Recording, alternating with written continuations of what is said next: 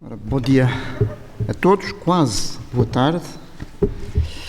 Vamos dar início à última sessão nestes 6º encontros romanísticos.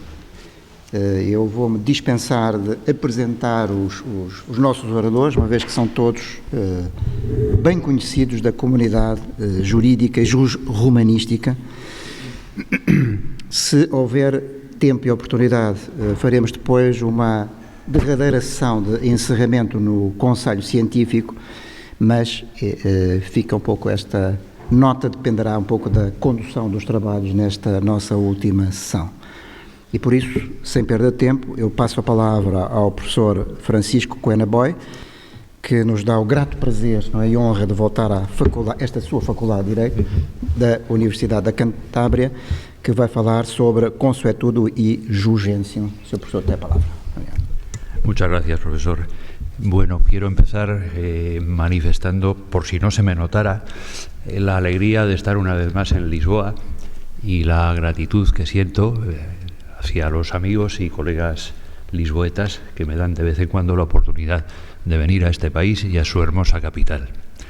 El título de mi comunicación es un poco más largo, más complicado de lo que aparece en el programa. Es mutabilidad del jus gentium y consuetudo, un tema romanístico. Un tema romanístico. En forma de pregunta, mi tema es el siguiente. ¿Puede la costumbre modificar o derogar el derecho de gentes? Expondré esta cuestión conforme la tratan un grupo de teólogos juristas de la llamada Segunda Escolástica, todos ellos jesuitas. Luis de Molina, Fernando Rebelo, Juan de Salas, Francisco Suárez y Esteban Fagúndez. El primero murió en 1600 y el último en 1644, para ubicarlos cronológicamente. Comenzaré con una sucinta reseña histórica para enmarcar el problema y después resumiré las doctrinas de Salas y Suárez, tratadistas ambos de Legibus, acerca de jus gentium y consuetudo. Y también, en tercer lugar, 3 supuestos de modificación consuetudinaria del derecho de gentes mencionados por uno u otros o por todos estos autores. Y por último, indicaré muy brevemente los modos en los que el derecho romano funciona en todo momento como referencia para ellos en el estudio del tema propuesto. Y añado todavía una precisión indispensable antes de empezar. Mi exposición se refiere al jus gentium, entendido como jus inter gentes, como derecho interestatal o Völkerrecht. Vamos pues a ello.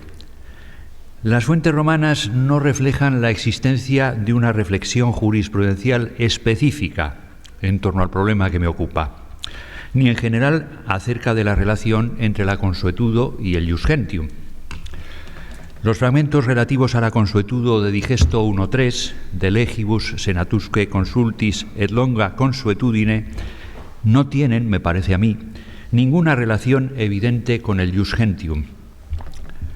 Digesto 49.15.19 principio asume, sin explicarlo, el origen parcialmente consuetudinario del posliminio, y el jus moribus non legibus introductum de Digesto 23.2.8 parece más cercano al derecho natural que al de gentes, puesto que lo que se dice ahí es que el liberto no puede unirse en matrimonio con su madre ni con su hermana liberta. Los primeros que se pronunciaron sobre la validez de la consuetudo contra jus gentium fueron los comentaristas, los cuales, condicionados por la virtual reducción del derecho de gentes a un jus naturale considerado inmutable, rechazaban con carácter general dicha costumbre. Hacia mediados del siglo XVI, los escritores que niegan su eficacia siguen deduciéndola de la subsunción del derecho de gentes bajo el jus naturale, y los que la admiten se basan, sin más, en el funcionamiento normal u ordinario de la costumbre. Las posiciones, sin embargo, no son tan absolutas, porque los primeros aceptan que la costumbre pueda causar un modicum praejudicium contra el jus gentium, y los segundos exigen que la derogación de éste mediante costumbre se produzca ex causa, sintagma que remite a la idea de utilitas publica. En la acepción de derecho interestatal, el problema, el enigma, diría yo, histórico del origen o formación primera del Ius Gentium quizá no tiene solución.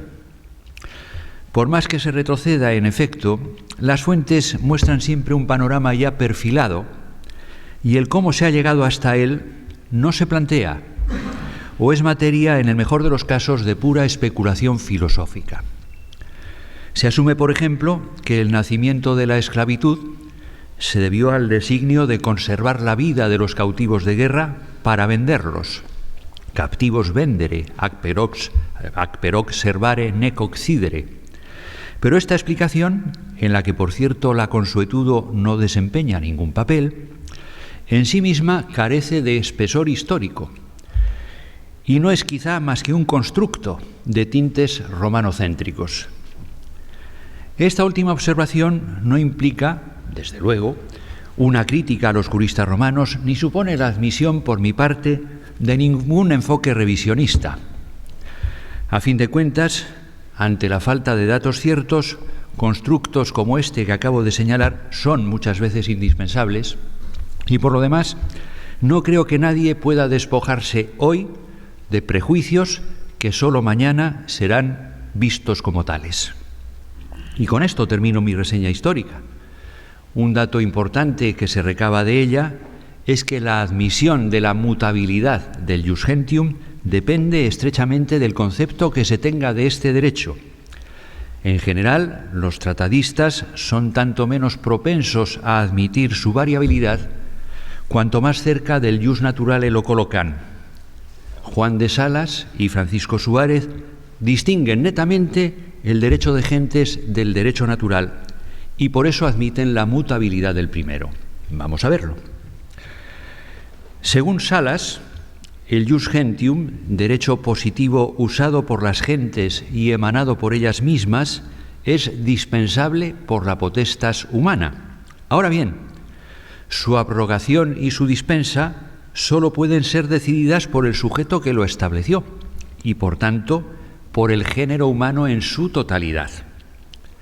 Para abrogarlo o dispensar de su observancia, los reinos y príncipes singulares necesitarían disponer de una facultad peculiar concedida a toto humano genere o bien otorgada por Dios. Este último es el caso del Papa, facultado para pasar por encima de todo derecho positivo humano, incluido el de gentes, en interés de la salus animarum. Afirma Salas que propiamente la consuetudo no puede prescribir contra el derecho de gentes porque la communitas hominum que lo estableció no introdujo ninguna lex praescriptionis, ni hay tampoco un poder igual o superior que la haya podido instituir. Menciona este autor varias posibilidades de consuetudo contra Ius Gentium, pero su conclusión es que la concordancia de todas las gentes en ella es moralmente imposible. Y acerca del papel que pudo jugar la consuetudo en el nacimiento del Ius Gentium, se limita a aceptar su colaboración en el proceso, especialmente dice en los comienzos del mundo, cuando el reducido número y el amor recíproco entre los hombres facilitaban la coincidencia de todos o de la mayor parte de ellos en una misma voluntad. Francisco Suárez empieza registrando la aceptación general de la existencia del Ius Gentium. Para probarlo, acude al testimonio del digesto y las instituciones.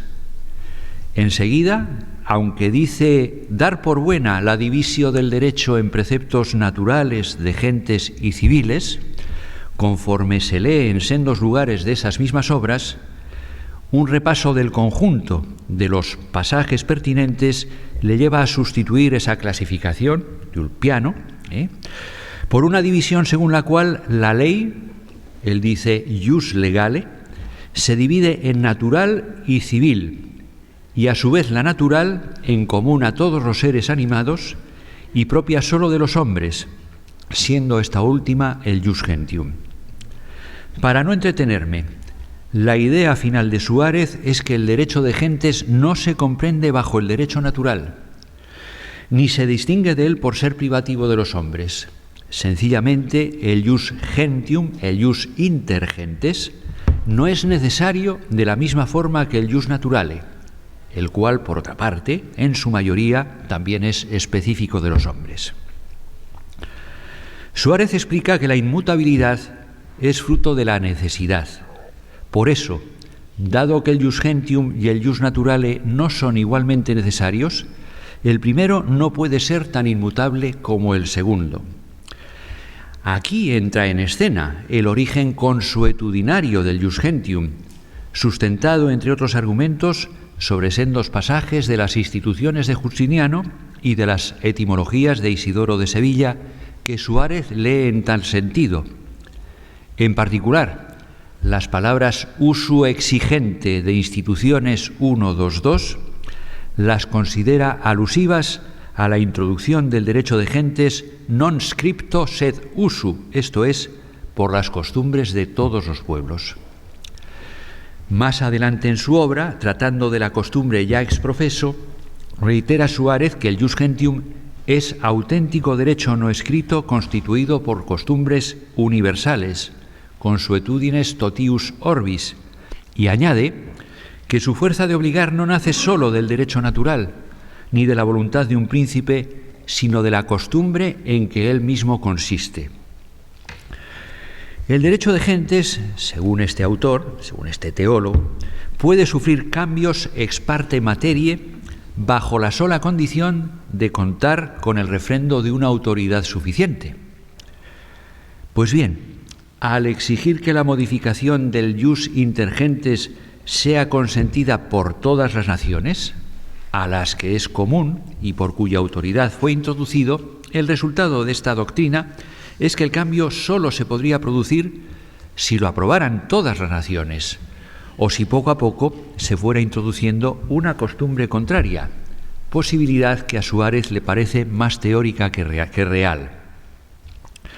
El problema específico de la costumbre derogatoria del jus gentium tiene espacio propio dentro de la obra de Suárez en el estudio de la ley no escrita o consuetudo, también en ese estudio quiero decir.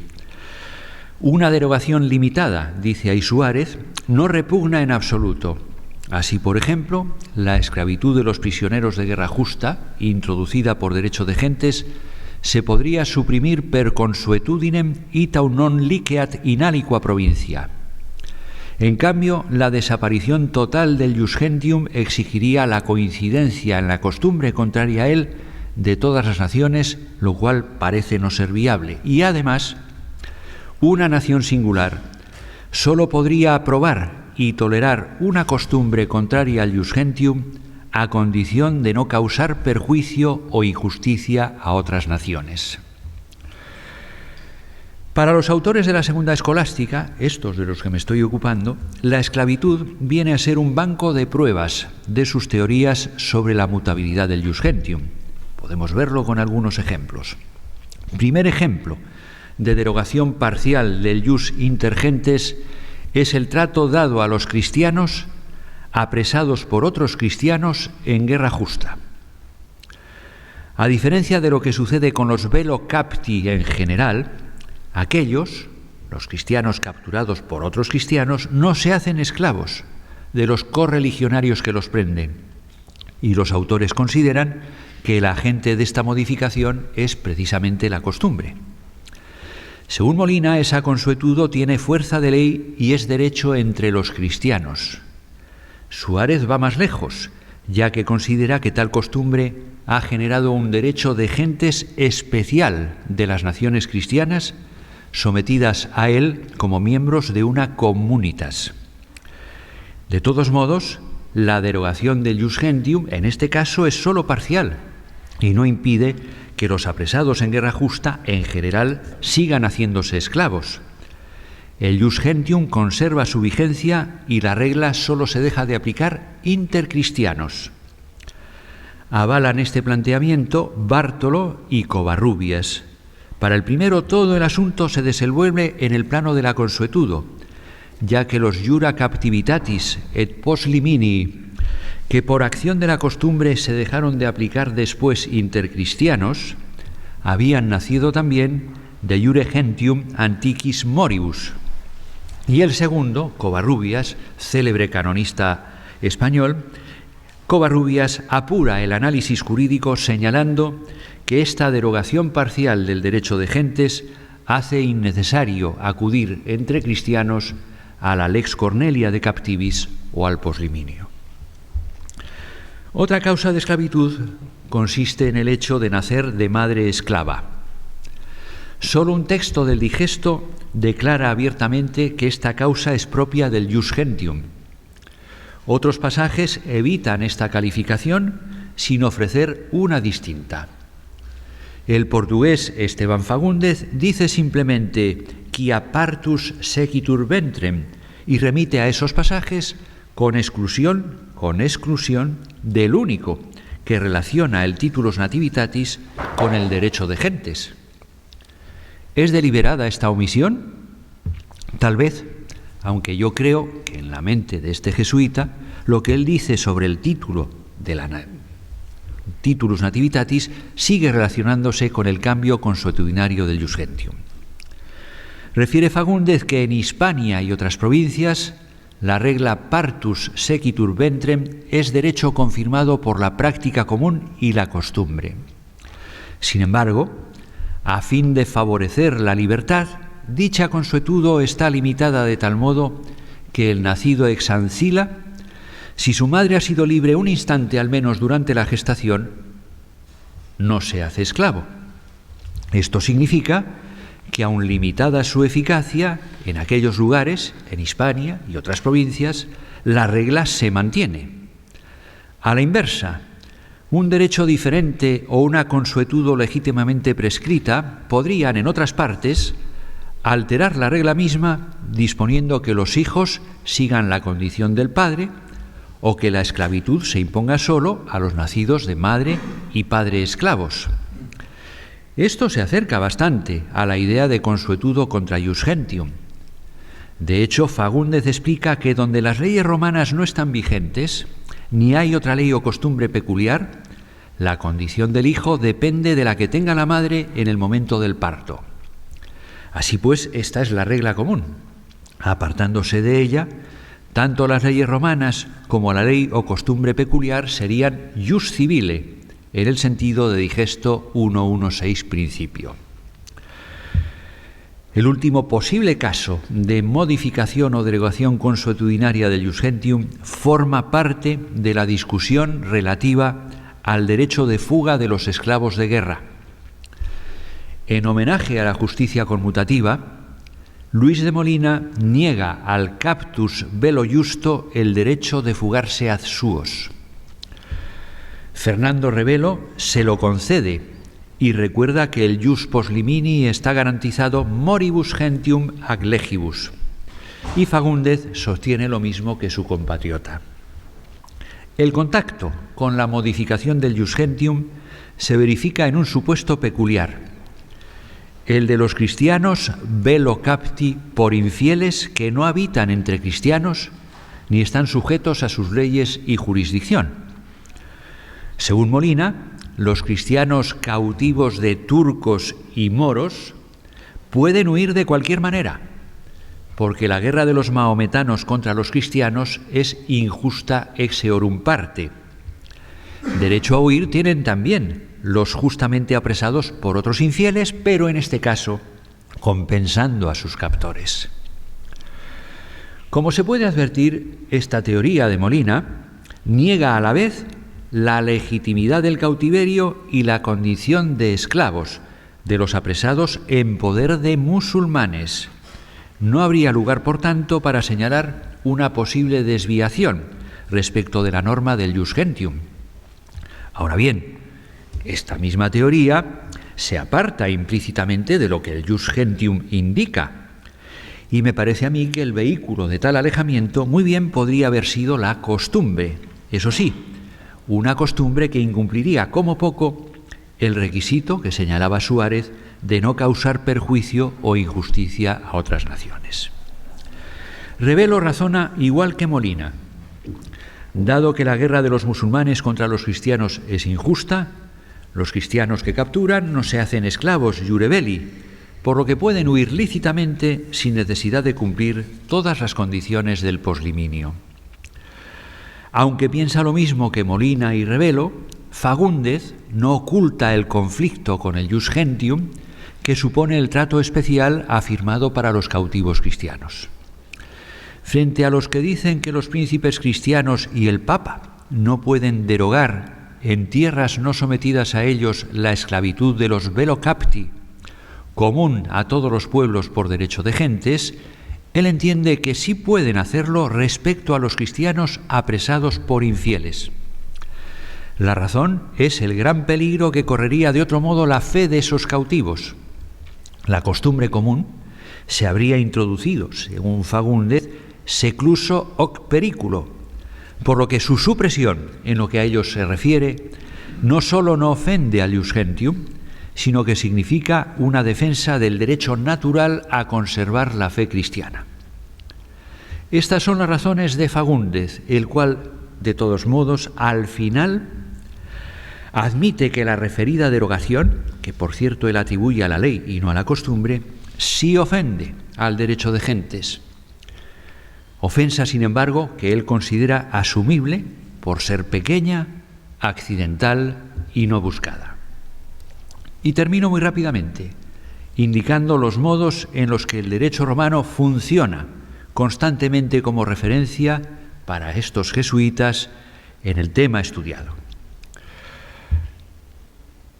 Todo lo que voy a decir, muy obvio por lo demás. Ante todo, las ocasiones en las que estos autores acuden de forma directa a los textos del Corpus Juris Civilis.